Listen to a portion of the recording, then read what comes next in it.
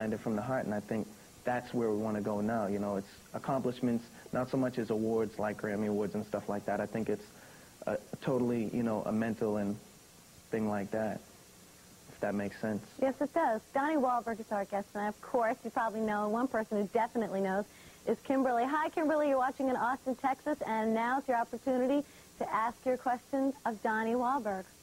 Hi, Donnie. Hey. I think the cartoon portrays you guys. Are you anything like that? As far as who portrays us? Are you anything like the cartoons are?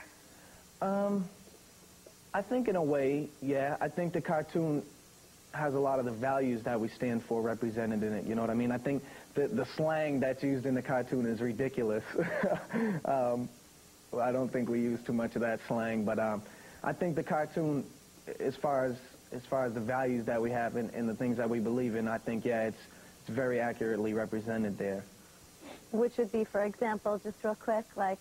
Well, you know, a positive attitude, positive mind, just positivity, you know, the way we are, you know. Okay. Thank you very much for your call, and Virginia's waiting in Corpus Christi, Texas. Virginia, now's your opportunity to speak directly with Donnie Wahlberg. Hi, Donnie.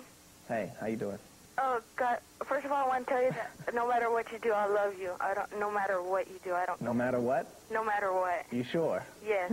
All right, I'm going to hold you to that. I was wondering if you're going to be doing any more solo projects, you know, with any more solo music projects. Yeah, that's a definite possibility. You know, as far as me being, you know, me personally doing a solo project, as far as it being Donnie Wahlberg, you know, doing his own music, I'm not really sure.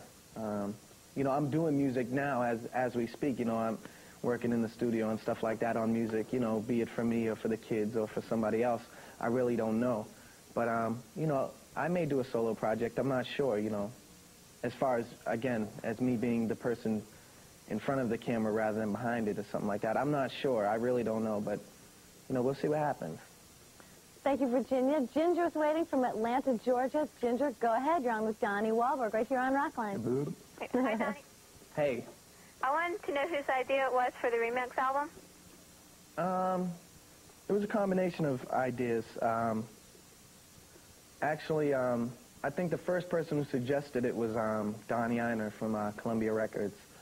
And, you know, when he suggested it, we just kind of went bananas. You know, we just kind of, like, jumped all up in it and, you know, tried to really pull the whole thing together, you know. And I think the thing about the remix album was that it was really a risky proposition because, you know, Step by Step was still out, and we had only released 3 singles from the Step by Step album when we did the remix album, you know, and we could have really milked Step by Step for all it was worth, you know, and tried to put out a few more singles, you know, but we kind of felt a little bit unhappy with Step by Step. We thought, you know, we didn't take our time with it. We didn't put a true effort into it, you know, because we recorded it while we were on the road and stuff like that. So the remix album kind of was like, let's go back and polish up Step by Step. Let's go back and do it the way maybe that it should have been done, you know, and we were real happy with it. You know, people said the album wasn't a success because it only went platinum or whatever.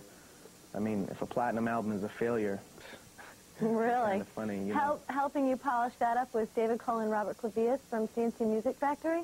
Were they? Yeah, that was just a timing thing. You know, it was weird because they had just started, you know, getting ready to release their stuff with Columbia, and you know, right around the time the remix album came up, and it was like, you know, they had already started to get a little relationship going with the record company, so, you know, they asked them if they would do some cuts, and we were like, great. That's quite a collaboration. So thanks, Ginger, for your call, and Wendy's waiting. She's calling from Vista, California. Wendy, what's your question for Donnie tonight? What's up, Donnie? Hey. I had a rumor that you recorded a song in a hotel bathroom. Can you tell me about that? I did record something, actually. I did a rap on a song for Tiffany that I recorded in a hotel bathroom. That was just, you know, it's got good reverb in the bathroom. You know, it's like nice, makes your voice sound nice and full and rich. So, no big thing, though. It's no big thing. You have a lot of action in hotels, don't you, Donnie? Well, I'm not saying anything strange here. I'm just referring to why you've been in the news lately, which I guess we'll probably get into. You know what I'm saying? yeah, that's okay. You can get into it. We'll get into it. We're watching ROCKLINE on MTV. Tonight's guest is Donnie Wahlberg. We're going to find out everything Donnie does in those hotels when we come back.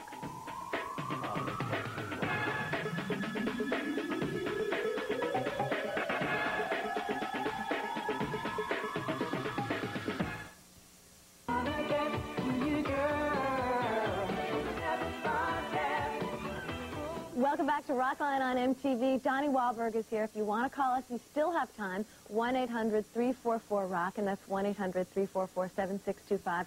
I should mention that if your call gets on the air, like Ginger and everybody else, you receive a box of 10 Sony Metal SR audio cassettes, courtesy of Sony Recording Media. So, Donnie, would you like to clear the air about what went on in that hotel in Louisville, Kentucky? Well, I've kind of been, like, clearing the air a little bit for a while, but, you know, basically, it was just, what went on in the hotel is really, not really much of anything, but what went on after the hotel is what is a shock to me, you know what I mean? You know, well, first of all, the case, you know, was dropped, the arson charge was dropped to a lesser charge, which was a misdemeanor for criminal mischief for shooting off a fire extinguisher, which I did as a joke. I sprayed it on my friend James, and, you know, he could have pressed charges on me if he wanted to. But, you know, really, you know, that's all that really happened. And it just, to me, is a shock that the whole world went, like, ape over the whole thing, you know what I mean? And they were just like, you know, I was like the main story, like, all over the world on news and everything. I thought that was pretty ridiculous, you know. I mean, you have a young pop singer, you know, being arrested supposedly for arson, it being like the main story all over the world on the news, you know, when you just finished a war which wasn't even finished. You know, I just thought, you know, people really have some messed up priorities if, like, I'm the most important thing in the world today. I don't think I am, but, you know, it was kind of crazy. Donnie, you're talking earlier about, you know, the various stages that you've been in, and maybe it's growing up. Is it hard to kind of grow up in public, which is sort of what's happening for you?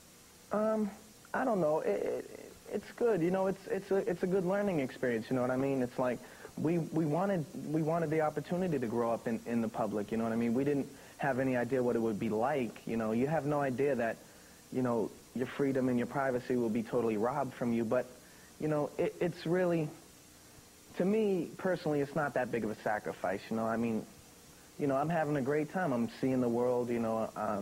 I'm performing for people every night, you know, and I'm doing stuff that I love to do and getting paid for it, too. I mean, you know, how can I really complain? You know, to me, it's a small sacrifice, you know, and I've learned to deal with it, you know, and I've learned a lot from it. It's taught me a lot about life. It's taught me about my priorities, and I think it's really screwed my head on a lot better than it was in the first place. And one of these people who you've affected in your growing up process is certainly Amanda, who's calling us from Lubbock, Texas tonight. And Amanda, you now have the opportunity to ask Donnie Wahlberg your question. Yes, I just wanted to say that I support the group 100%, and I wanted to know how did Maurice Starr find the group, and are there any guts? Is there anybody that didn't make the group, the current group? Well, Maurice Starr found me and my little brother Mark first. Marky really wasn't into singing. You know, he liked rapping and dancing and stuff like that.